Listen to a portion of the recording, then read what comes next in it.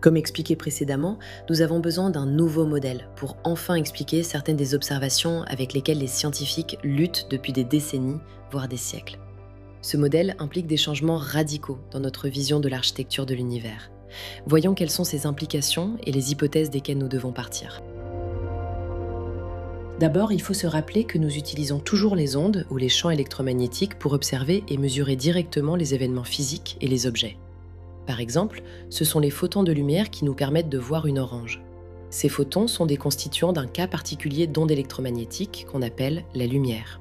Mais les forces électromagnétiques sont aussi ce qui nous fait ressentir des objets et empêchent par exemple une main de traverser une table.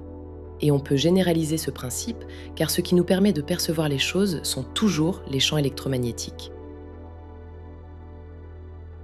Ok, mais si nous observons les choses grâce à des champs électromagnétiques, que se passe-t-il si nous voulons aller plus loin et observer les entités et processus qui créent les événements que nous observons directement sous forme d'ondes électromagnétiques ?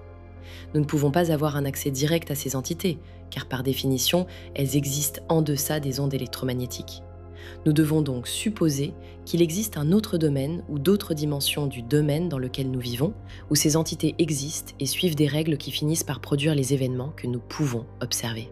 Notez bien les noms que nous allons utiliser pour les deux domaines, le domaine spatio-temporel ou espace-temps et le domaine du substrat quantique. Voyons maintenant comment les choses fonctionnent quand on regarde une orange par exemple. D'un point de vue macroscopique, une onde lumineuse frappe l'orange, puis semble rebondir vers nos yeux. C'est ce que nous observons dans le domaine spatio-temporel. Regardons maintenant de plus près ce qui se passe.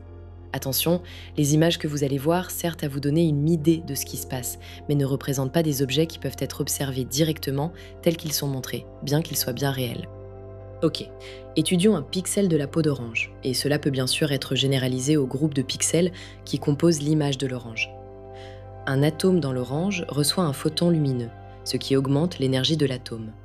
Ensuite, selon un certain taux de désintégration, l'atome va libérer un photon d'énergie et retrouvera son niveau d'énergie standard. Ce photon sera envoyé à l'un des atomes de notre œil, qui verra à son tour son niveau d'énergie mis à jour. Et les choses continueront ainsi jusqu'à ce qu'un photon transmut atteigne un atome des photocellules rétiniennes de notre œil, déclenchant une réaction électrochimique en chaîne afin que nous puissions le percevoir. Tout cela semble se produire dans le domaine de l'espace-temps. Du moins, c'est ce que disent la plupart des théories actuelles de la physique quantique.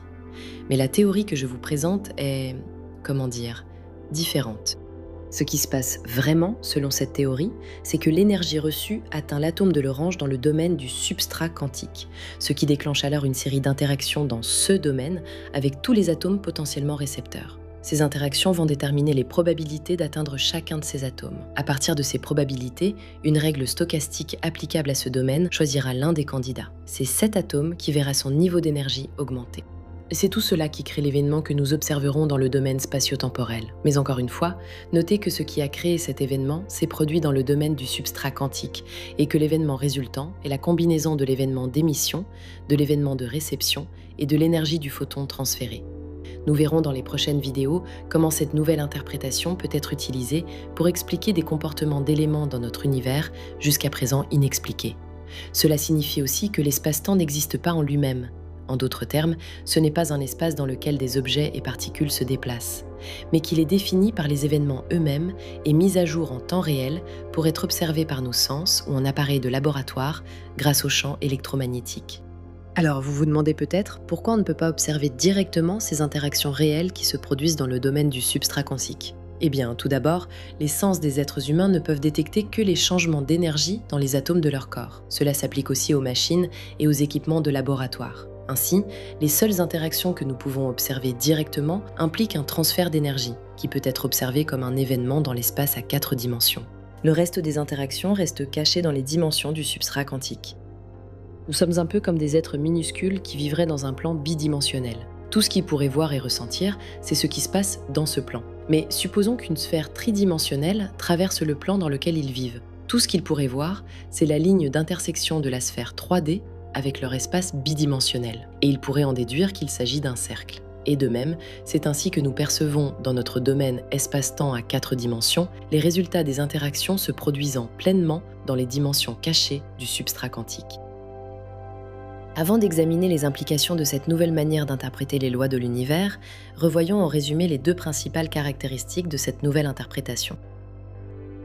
La première grande différence entre cette nouvelle théorie et la théorie standard est l'existence d'un nouveau domaine où les événements se produisent réellement, et le fait que ce sont les événements actualisés via les transferts d'énergie qui constituent l'espace-temps.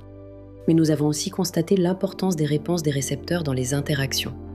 En général, les physiciens ne se concentrent que sur l'émetteur pour décrire comment le champ ou les ondes se comportent. Mais comme je vous l'ai montré, l'atome émetteur initiait les interactions avec tous les récepteurs potentiels. En réalité, c'était une idée du légendaire physicien Richard Feynman et de son brillant collègue John Wheeler, qui s'appelait la théorie de l'action directe. Mais à l'époque, elle était destinée à d'autres applications, et Feynman et Wheeler avaient choisi des solutions alternatives pour les problèmes immédiats qu'ils voulaient résoudre. Mais encore une fois, nous verrons dans les prochaines vidéos comment cette interprétation, en y ajoutant des développements apportés plus tard par d'autres physiciens, nous aidera à mieux comprendre ce qui se passe vraiment dans notre univers.